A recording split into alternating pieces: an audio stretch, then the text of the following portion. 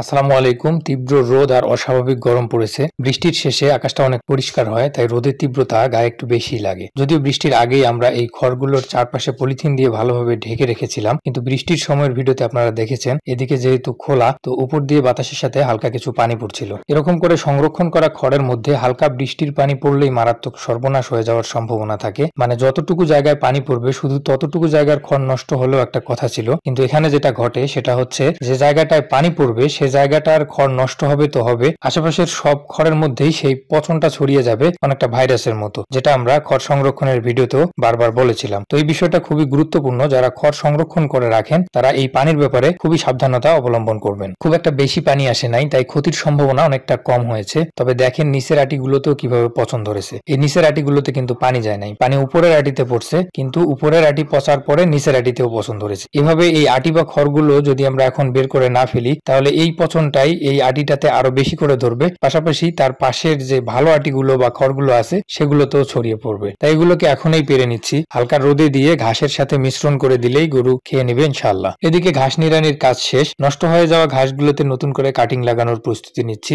আমাদের এদিকে হাইব্রিড এই পাকচং ঘাসগুলো তেমন কেউ চাষ করে না, তাই আশেপাশে কেউ প্রয়োজন মনে করলেই আমার কাছ থেকে কাটিং নেয়। কাটিং যখন পরে থাকে বা অতিরিক্ত হয়ে যায় তখন নেওয়ার মতো লোক থাকে না। এখন আমাদের এই জমিটাতে কাটিং লাগানোর প্রয়োজন, একটু কাটিং বেশি দরকার, পর্যাপ্ত পরিমাণ কাটিং নাই। এদিকে ঈদের পরের ছুটিতে বন্ধু বাসায় আসছে, তো বাসায় এসেই সে আমাকে ফোন করছিল যে বন্ধু আমার ঘাসের কাটিং লাগবে। রোদের তীব্রতা এত বেশি যেটা বলার মতো না। যাই হোক, ঘাস কেটে বন্ধুকে কিছু কাটিং দিলাম। পাশাপাশি আমরা জমিতে কিছু কাটিং ফেলে রাখি, অর্থাৎ যে গোড়াগুলো বেশি শক্ত হয় সেই গোড়াগুলো আমরা জমিতেই কেটে রাখি এবং একবারে ফ্রেশ যেটা আমরা মেশিনে কাটবো সেই ঘাসগুলোই শুধু নিয়ে আসি। তো সেখান থেকেও কুড়িয়ে কুড়িয়ে সবকিছু মিলিয়ে বন্ধুকে মোটামুটি কিছুটা কাটিং দিতে পারছি, তার হয়ে যাবে ইনশাল্লাহ। কিন্তু পরবর্তীতে আমাদের নতুন ঘাসের জমিতে লাগানোর জন্য কাটিং হবে না। যাই হোক, বন্ধু যেহেতু বাসা থাকবে না, যার জন্য ওকে আগে দিয়ে দিলাম, আমরা পরেও লাগাতে পারবো। কাটিং পেয়েও সে খুশি না, মানে গতকাল রাতে তার গাভীর বাছুর হয়েছে, তো বলতেছিল যে চল দেখে আসি গিয়ে। তো বন্ধুর সাথে গেলাম, ছোটবেলা থেকেই তাদের বাসায় যাওয়া আসা। গতকাল রাতেই বাচ্চাটা হয়েছে, এসিআই এর দারুণ একটা বাচ্চা মাশাআল্লাহ। বন্ধুকে দেওয়ার পর নতুন করে ঘাসের জমিতে লাগানোর জন্য আমাদের যেহেতু কাটিং নাই, কিন্তু অনেক জায়গায় মিস হয়ে গেছে বা অনেক জায়গার ঘাস আমাদের পচে নষ্ট হয়ে গেছে। পরে দেখলাম গোয়াল ঘরের পাশে কিছু ঘাসের ডাল পড়ে আছে। মূলত এই ডালগুলো আমরা যখন কারেন্ট ছিল না তখন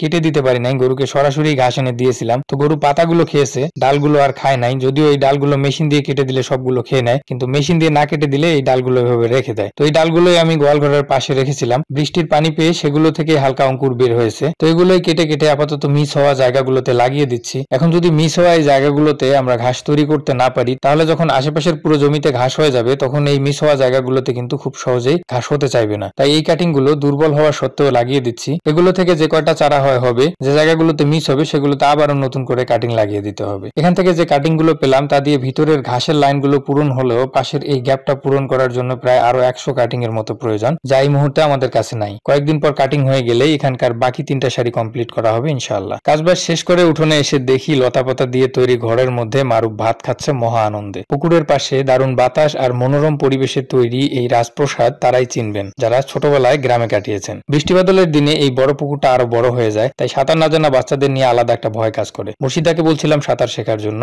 এখন কাউকে পুকুরে গোসল করতে দেখলেই সেও নেমে পড়ে। অনেকদিন পুকুরে নামা হয় না, ওকে একটু সাঁতার শেখানোর চেষ্টা করলাম। আমার কাছে মনে হয় সাঁতার শেখা সবার জন্য জরুরি একটা বিষয়, বিশেষ করে যারা গ্রামে থাকেন। বাড়ির আশেপাশে পুকুর থাকলে সন্তানদের নিয়ে বাড়তি চিন্তা, তাই 5-6 বছর বয়স হলেই বাচ্চাদের ভয় না দেখিয়ে সাঁতার শেখানোটাই উত্তম। তো বন্ধুরা, আমি আমার ব্যক্তিগত আবেগ, অনুভূতি আর অভিজ্ঞতার গল্পগুলো এই চ্যানেলের মাধ্যমে আপনাদের সামনে ধারাবাহিকভাবে উপস্থাপন করার চেষ্টা করি। আমাদের ভিডিওগুলো ভালো লাগলে লাইক করুন, যে কোনো পরামর্শের জন্য কমেন্ট করতে পারেন। পরবর্তী ভিডিও সবার আগে পেতে চ্যানেলটি ফলো বা সাবস্ক্রাইব করে আমাদের সাথে থাকার অনুরোধ রইল। ভালো থাকবেন, সুস্থ থাকবেন। আল্লাহ হাফেজ।